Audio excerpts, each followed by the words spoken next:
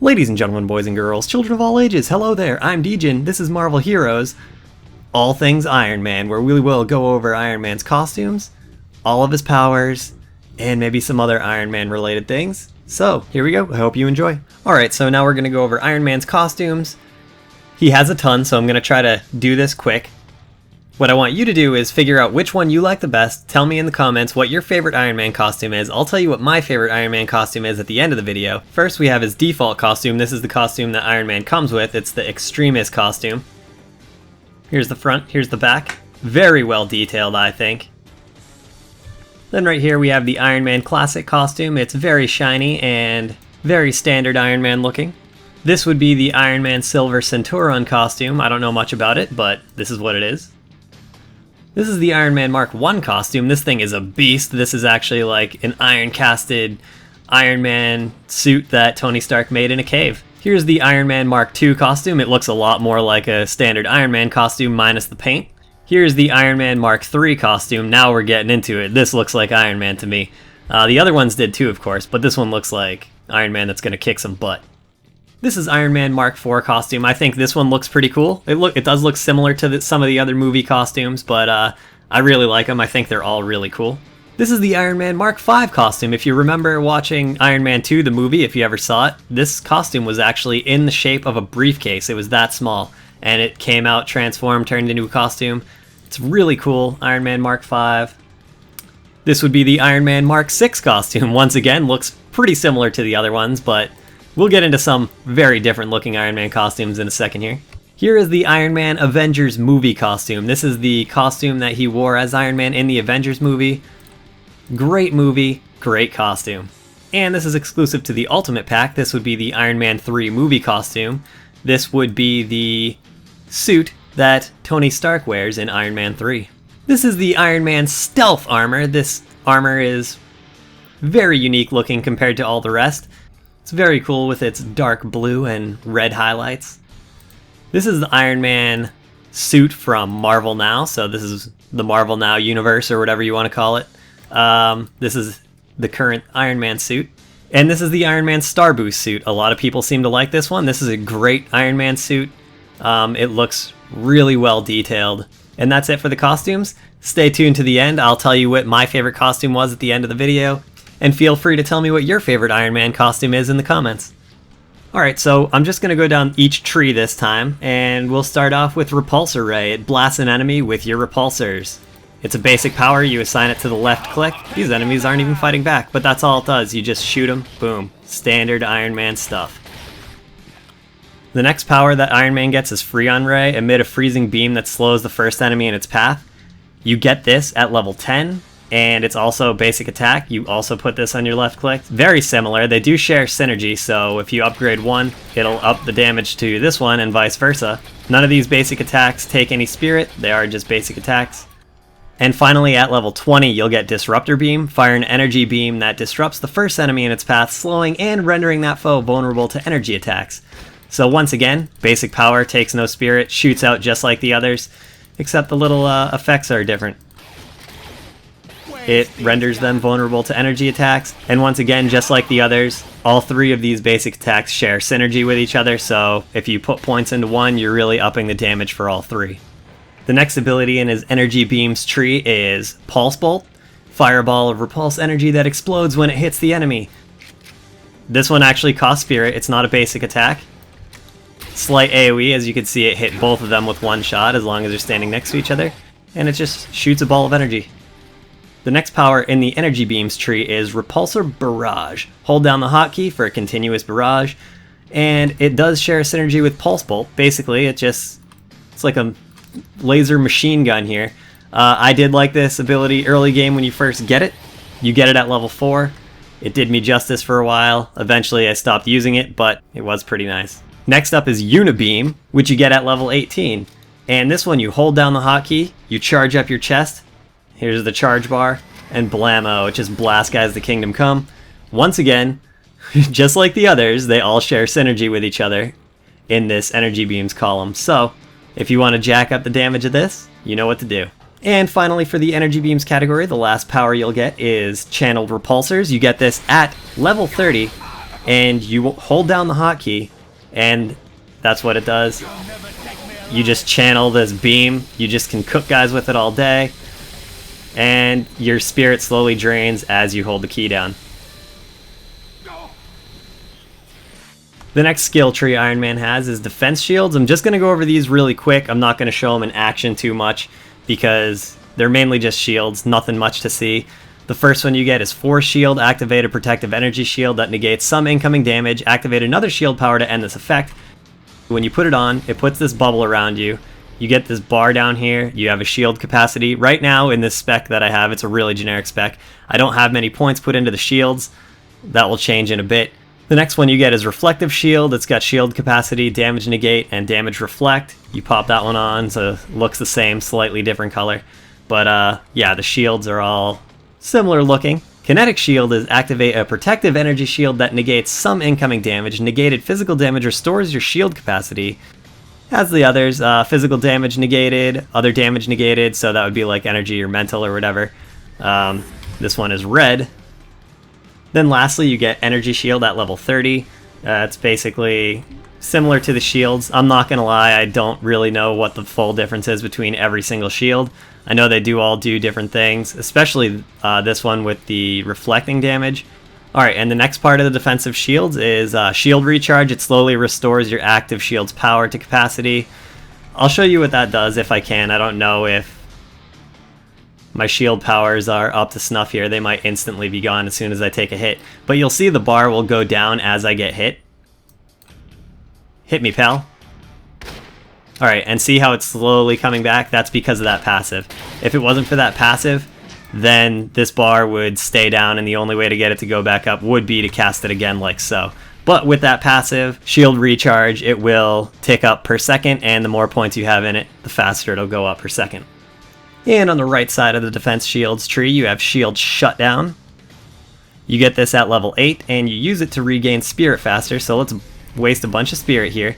And, whoops, and it will take the shield off, and it will start regaining spirit a little bit faster. If you sacrifice your shield in order to do it, though, but your spirit will come back. Could be good. Depending on how many points you put into it will depend on how many spirit you get per second. Finally, for the defense shield tree, you get Shield Overload. You get this at level 16. When you use it, you overload your shield, causing it to explode and damaging all nearby enemies. There's a synergy in this for each of the shields. They all add to it for damage. Here, we'll put the shield, any shield. You could do it with any of the shields. You just run up to guys, and it took half their health. I only have 1 point in it, so it's not very good right now during this end game content. But if you jack a lot of points into this thing, this ability can actually be amazing, and this is the AoE range of it. It's pretty decent, especially if there's a lot of guys surrounding you. It does a lot of damage if you have a lot of points into it, as well as the synergy of the other shields. I haven't tried a full build with it yet, but it definitely has potential. Finally, we're onto the Tech Gadgets tree. At level 1, you get Reserve Power. This is a passive power, and every point you put into it, you just gain more maximum spirit. It is what it says. It gives you exactly every point you put in, it will add more. There is diminishing returns, I think, so it's not going to add 5 every rank. I could be wrong, but in the beta, that's how it was. Next up, at level 3 for Tech Gadgets, you get Hypervelocity Charge. I don't personally use this for damage, and it is a little bit costly on the spirit to spam, but it is definitely nice, especially for mobility. You can spam around like this, fly around. It does eat up your spirit, but that's fine, and you can just plow right through guys with it. No problem. So if you're surrounded, boom, pop that, and you're out. Then at level 6, you get Jet Assisted Slam. Fly up, slam down into enemies, knocking them to the ground. This is one of my absolute favorite Iron Man powers, and let's check it out. It is AoE. Whoops. And it just slams guys to the ground. They don't attack while they're on their knee or whatever, and it does fairly good damage, and it's AoE. That's one of the nice things about it. Here's the range you can use it. You can jump fairly far with it into a pile of guys if you want. At level 14, you get Jet Boot Flight. Hold down the hotkey to fly. Ton of heroes have different flies. You can fly around with this. You can fly over stuff, up things, down things. It's flight. You can fly over enemies if you want. You can just fly around in circles. You can do whatever. Flying. Yay. It's a pretty standard power. I honestly put 1 point into it every time I have a build, no matter what. You can put more points into it though, and you can get more movement speed. So if you jack this thing to max, I'm sure you fly super fast. And at level 24, you get Death from Above. This gains a synergy from Jet Assisted Slam. This will knock enemies down and do a ton of damage. So although fairly costly on the Spirit, I could see it being useful. I personally stick with Jet Assisted Slam myself. It's easier to spam, but Death from Above is definitely a decent power in its own.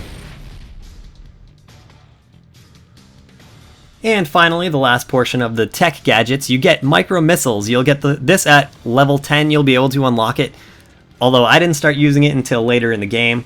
What it does is it shoots homing missiles, and they'll just home into anything on your screen, any enemies on the screen, and if there's no enemies, it'll just start blowing up objects and stuff. The more points you have put into it, the more damage it does, and the more projectiles it fires. So right now I only have 7 points in it. It shoots 5 projectiles, but every other point, so it just went up to 6, but then when I put a following point in, it didn't. I think it's every 2 points you put into it, another projectile is gained.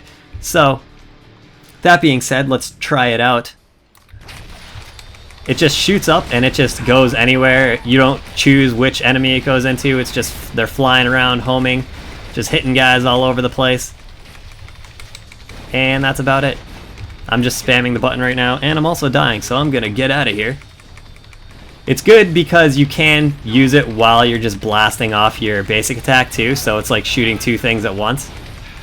So that is why that's one of the main reasons I use it in my major build, end game build, because you can do the double damage with it by shooting off your basic attack and spamming those missiles out at the same time.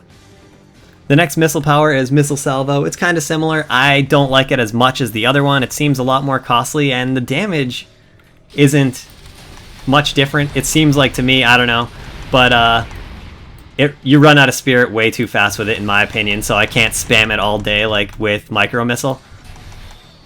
But it is very similar. It just shoots out more, does a little bit more damage, but again, it is much more costly. And finally, for the missile powers, automated missiles, you get this at level 30.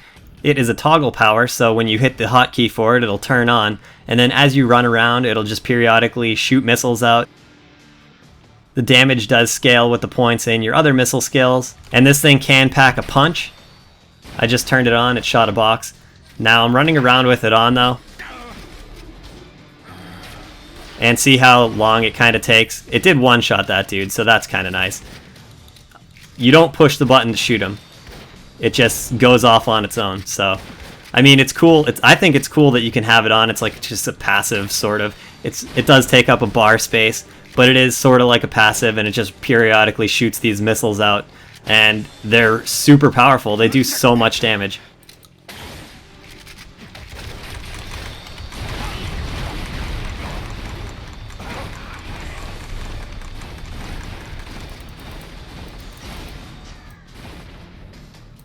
And finally, it's time for Iron Man's ultimate power. It's called House Party. You call in a swarm of remote-controlled suits of armor for backup. Now, there's 4 different kinds of armor that are going to fly in and help. They all do different types of damage. We'll try it out on this boss here.